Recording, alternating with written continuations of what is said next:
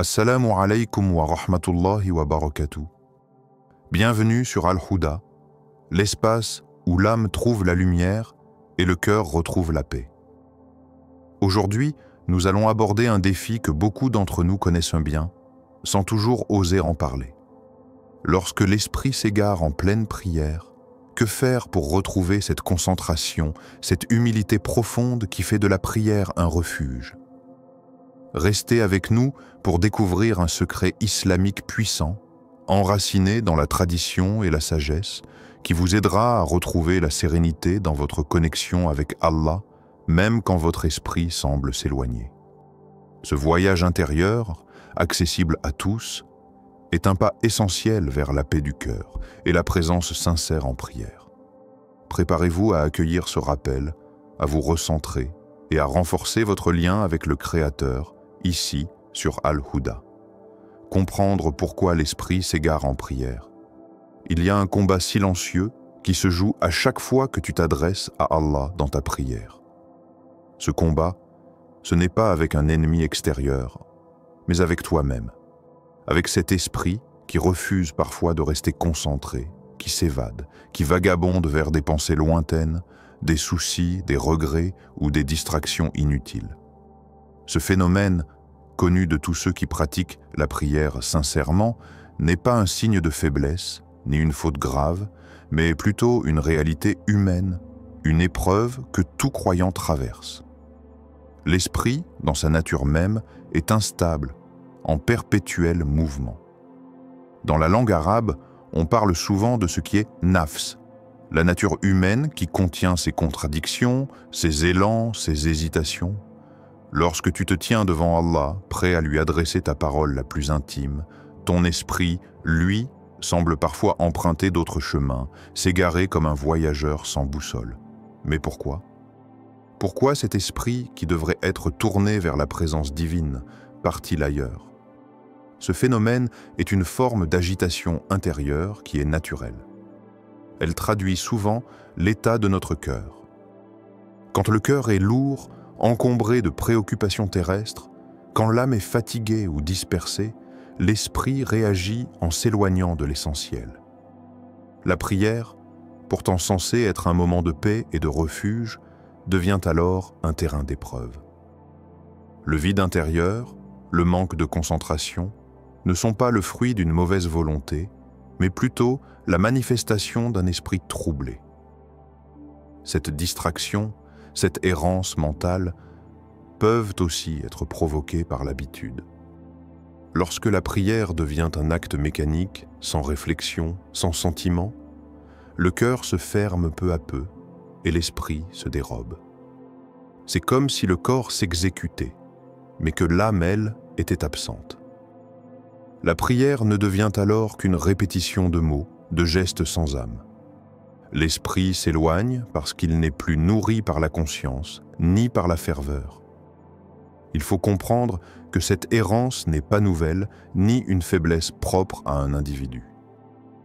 Elle a toujours existé dans la vie spirituelle.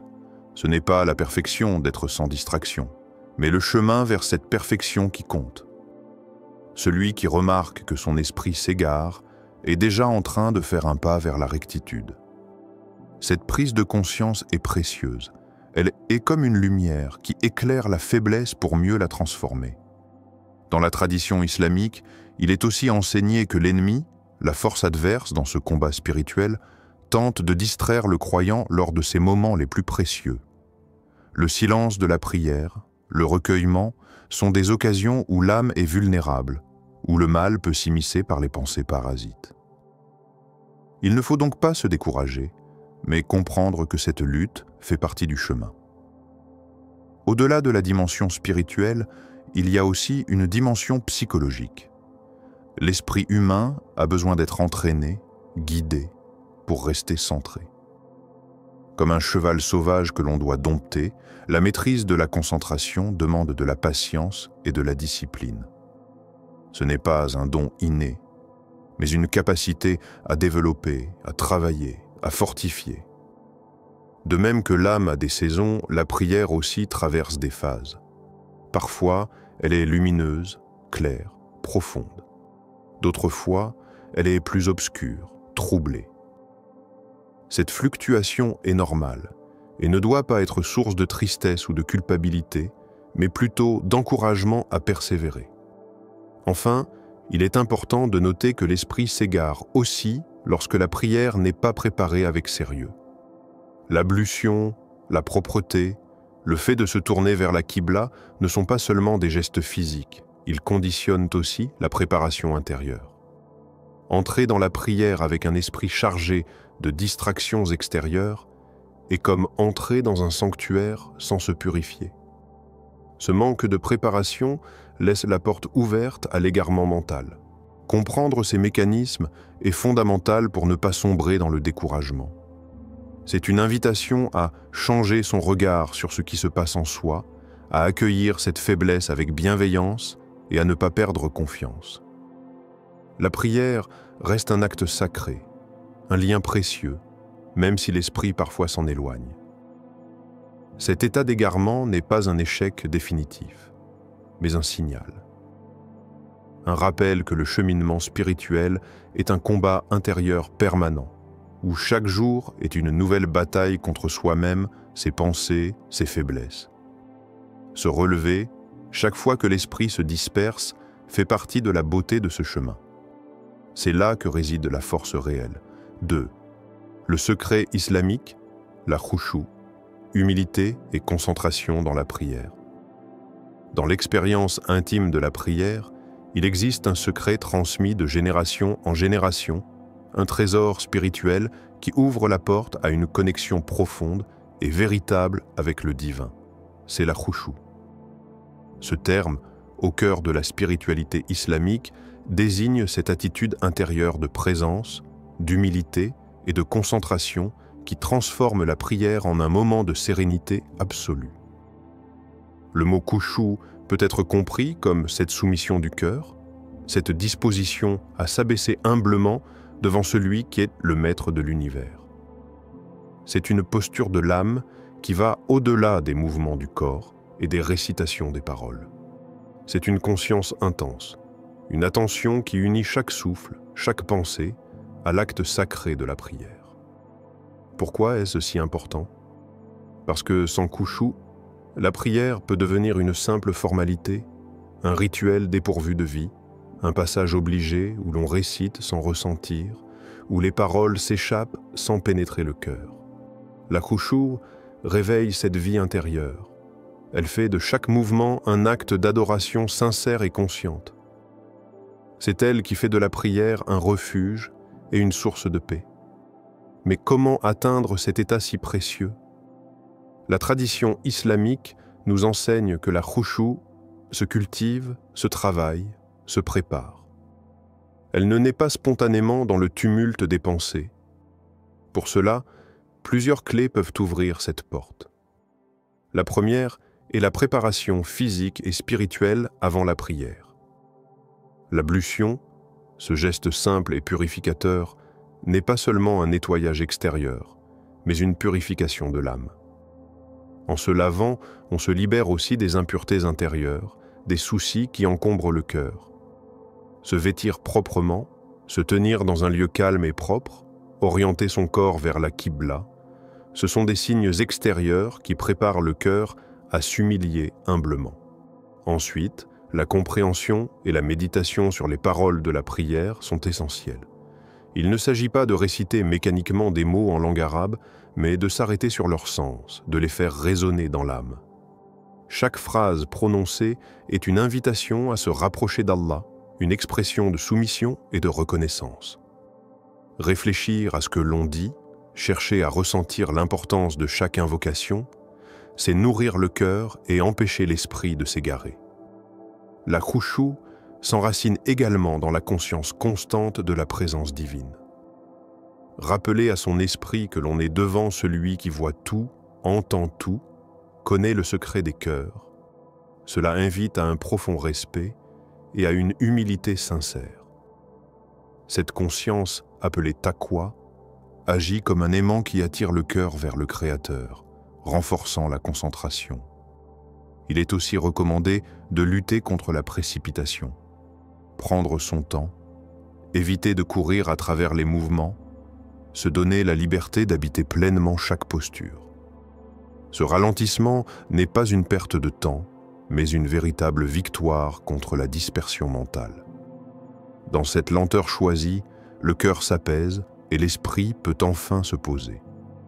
Dans la quête de khushu', le silence intérieur joue un rôle fondamental. Il ne s'agit pas seulement du silence extérieur, mais de ce calme profond qui naît quand les pensées parasites sont repoussées, quand le tumulte intérieur s'apaise. Cet espace silencieux est le lieu de la rencontre véritable, là où l'âme peut se déployer, humble et concentrée. Il ne faut pas oublier que la khushu' est aussi une attitude du corps. Le fait de se tenir droit, les yeux baissés vers le tapis de prière, le cœur posé dans le recueillement, participe à cette disposition intérieure. Le corps devient le reflet de l'âme et vice-versa. Ce lien corps-esprit est un pilier de la spiritualité islamique. Enfin, la khushu' est avant tout un acte de volonté, un effort continu. Ce n'est pas un état acquis, une fois pour toutes, mais un combat quotidien, une invitation à revenir sans cesse à soi, à son souffle, à sa présence. Le secret pour retrouver la sérénité dans la prière réside dans cette persévérance à vouloir être là, pleinement, en toute humilité. Par ce chemin, la prière cesse d'être un simple devoir pour devenir un moment sacré, un dialogue intime avec Allah. C'est là que l'âme trouve refuge, que le cœur s'ouvre, que l'esprit s'apaise. La khushu' est donc ce secret islamique, cette clé que chacun peut chercher et cultiver pour transformer chaque prière en une source vivante de paix et de sérénité. 3. Technique pratique tirée de la tradition islamique pour retrouver la concentration et la sérénité en prière. La prière est une adoration, certes, mais aussi un art de l'âme qui demande de la pratique, de la patience et une certaine méthode. Lorsque l'esprit s'égare, ce n'est pas une fatalité.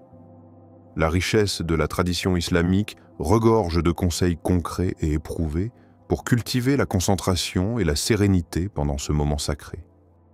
Ces techniques ne sont pas compliquées, elles sont accessibles à tous, et elles offrent un véritable remède aux dispersions mentales. Le dhikr avant et après la prière, un bain d'apaisement pour l'esprit. Le rappel d'Allah ou dhikr est une pratique fondamentale. Avant de commencer la prière, prendre quelques instants pour se recentrer sur la présence divine apaise le cœur et prépare l'esprit.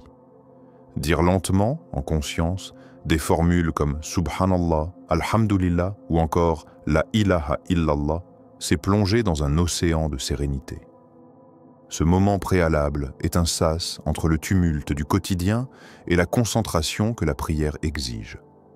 Après la prière, le dhikr joue un rôle similaire. Il clôture l'acte d'adoration, garde le cœur attaché à Allah et prolonge l'état de paix. La récitation consciente, donnez vie à chaque mot. Lors de la prière, chaque phrase prononcée a une signification profonde. Mais trop souvent, ces paroles deviennent des sons mécaniques. Pour retrouver la concentration, il faut changer ce réflexe, s'arrêter, même brièvement, sur le sens de chaque mot, laisser résonner leur poids spirituel. Par exemple, quand on dit « Al-Fatiha », pensez que c'est une ouverture vers la lumière divine, une demande sincère d'être guidé. Lorsque l'on dit « Ihdinas sirat al-Mustaqim », guide-nous sur le droit chemin, sentir cette supplication se graver dans le cœur. Cette présence mentale transforme la prière en un dialogue réel, visualiser la rencontre avec Allah, transformer la prière en moment sacré. Une autre méthode efficace est de visualiser le fait d'être en présence d'Allah. Bien sûr, cela ne signifie pas imaginer une forme, mais ressentir intensément la proximité divine. L'esprit est plus facilement concentré lorsque le croyant imagine qu'il se tient devant le Maître, qu'il dialogue avec lui, qu'il entend chaque mot et connaît chaque sentiment. Cette visualisation renforce le sérieux et la solennité de la prière, éloignant l'esprit des pensées parasites. Ne pas hésiter à ralentir le rythme. La précipitation est ennemie de la concentration. Lorsque l'on prie à un rythme effréné, l'esprit suit difficilement, le cœur ne peut pas s'attacher aux paroles. Au contraire, prendre le temps de faire chaque posture, de prolonger le moment où l'on récite, favorise l'ancrage intérieur. Cela donne aussi l'occasion à l'âme de s'imprégner de la prière. Il n'y a pas de honte à ralentir, au contraire, c'est une force de revenir à l'essentiel. Se rappeler que la sincérité prime sur la quantité. Dans cette quête de concentration, il ne s'agit pas de prier plus longtemps en vain, mais d'avoir une qualité dans l'adoration. Un court moment de prière sincère, pleine de présence, vaut mieux que des heures de récitation vide. Cette vérité est un encouragement à se libérer du poids de la performance pour revenir à l'essence. La rencontre sincère avec Allah. Apprendre à dompter les pensées parasites. L'esprit a cette tendance naturelle à divaguer, à s'attarder sur des souvenirs, des projets ou des inquiétudes. Il ne faut pas s'en culpabiliser, mais apprendre à observer ces pensées comme des nuages qui passent dans un ciel. Une technique simple consiste à reconnaître la distraction, puis à ramener doucement son attention sur la prière, sans lutte ni frustration. Cette bienveillance envers soi-même facilite le retour à la concentration, le rôle du corps dans l'ancrage spirituel. La tradition islamique enseigne que le corps est l'instrument de l'adoration et que la posture influence l'état de l'âme. En prêtant attention à chaque mouvement, le lever, l'inclinaison, la prosternation, le croyant crée un rythme qui guide l'esprit. Ce travail corporel conscient agit comme un support pour l'attention et fait de la prière un acte incarné, vivant, prendre conscience du souffle. Un ancrage puissant, un autre moyen de calmer l'esprit est de porter attention à sa respiration. Respirer lentement et profondément, sentir l'air entrer et sortir, peut aider à stabiliser le mental. Le souffle devient alors un fil invisible qui relie l'âme au corps et, par extension, à la présence divine. Cette technique, simple mais efficace, est souvent utilisée dans les moments de méditation spirituelle. L'importance de la constance et de la patience. Enfin, ces méthodes ne produisent pas toujours un effet immédiat. La concentration et la sérénité dans la prière se construisent, jour après jour, par la constance. Même quand l'esprit s'égare, l'effort de revenir, encore et encore, est en soi un acte d'adoration. La patience face à soi-même est un signe de sagesse et de foi. En mettant en pratique ces techniques, la prière cesse d'être une simple obligation pour devenir un moment vivant, habité, un lien profond entre le croyant et Allah. L'esprit trouve peu à peu son chemin, la sérénité s'installe et le cœur s'ouvre. Ces conseils pratiques, enracinés dans la tradition islamique, sont des clés précieuses pour qui cherche à retrouver la paix intérieure en dépit des distractions. 4. Surmonter les distractions, l'acceptation et la persévérance. Lorsque l'esprit s'égare en prière, il est de naturel que le croyant ressente une forme de frustration, voire de découragement. Cette sensation d'échec peut peser lourd, donnant l'impression que la prière est un combat perdu d'avance ou que l'on est incapable de se connecter véritablement avec Allah. Pourtant, ce regard dur porté sur soi-même n'est pas conforme à la sagesse spirituelle de l'islam. Au contraire, c'est dans l'acceptation de ces moments d'égarement et dans la persévérance face à eux que se trouve la véritable force. Accepter que l'esprit puisse s'égarer ne signifie pas renoncer à la concentration. Cela veut dire reconnaître la nature humaine avec ses limites et ses fragilités. L'âme n'est pas une machine parfaite. Elle est vivante, sensible, parfois tiraillée par 1000 pensées et émotions. Ce n'est pas un signe de faiblesse de se disperser, mais une réalité à accueillir avec douceur et compréhension. C'est dans cette acceptation que le croyant trouve la paix intérieure. Le chemin spirituel n'est pas une ligne droite et immuable. Il est fait de haut et de bas, de progrès et de recul, d'instants de lumière et de passage dans l'ombre. Chaque fois que l'esprit s'égare, il s'agit d'une invitation à revenir, à se recentrer, à renouveler son intention. Ce retour, encore et encore, est une forme de persévérance, une forme d'adoration en soi. Dans la tradition islamique, la dua, la supplication, est une arme puissante pour surmonter les distractions. Demander à Allah avec sincérité de guider son cœur, de purifier son esprit et d'accorder la concentration dans la prière est un acte humble et fort. La prière devient alors un dialogue vivant, où le croyant exprime ses faiblesses, ses besoins et son désir profond de se rapprocher du divin. Cette démarche ne laisse aucune place à la honte, mais ouvre la voie à la miséricorde et à la transformation. Il est aussi important de garder à l'esprit que l'amour d'Allah ne dépend pas d'une prière parfaite, mais de la sincérité et de l'effort. La bonté divine embrasse le cœur qui lutte, qui cherche, qui persévère.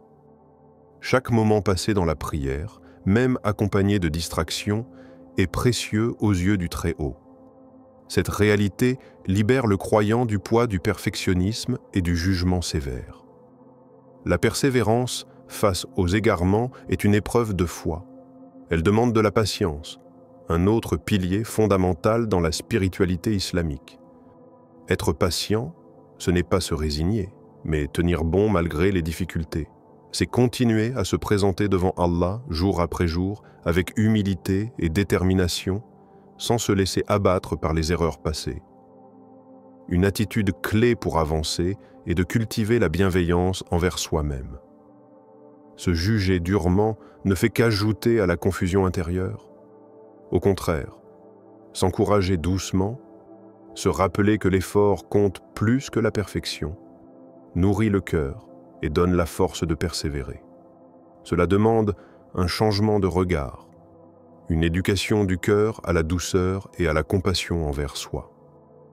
De plus, le croyant est invité à se souvenir que la prière est avant tout une relation vivante avec Allah et non une simple obligation formelle. Même quand le cœur est agité, le simple fait de se tourner vers le Créateur est un acte d'adoration. Cette vérité renouvelle la motivation et ravive l'espoir. La communauté peut aussi jouer un rôle dans cette lutte contre les distractions. Partager son expérience avec des frères et sœurs en islam, apprendre de leurs conseils, trouver un soutien spirituel, permet de ne pas se sentir seul dans cette épreuve. La fraternité renforce, encourage et rappelle que cette quête est commune à beaucoup. Enfin, il est essentiel de garder une attitude d'ouverture et d'humilité. Accepter que la maîtrise parfaite de la prière ne vient pas du jour au lendemain, mais est le fruit d'un long cheminement. Cette patience dans le temps est en soi une grande victoire. Surmonter les distractions n'est donc pas seulement une question de technique ou de méthode, mais une question de cœur. Accepter ses faiblesses, demander l'aide divine, persévérer malgré les obstacles et avancer avec confiance. Ce chemin, bien que parfois difficile, est porteur d'une profonde transformation spirituelle. La prière est bien plus qu'un simple rituel. C'est un lien vivant, un refuge pour l'âme, un moment sacré où le cœur cherche la paix.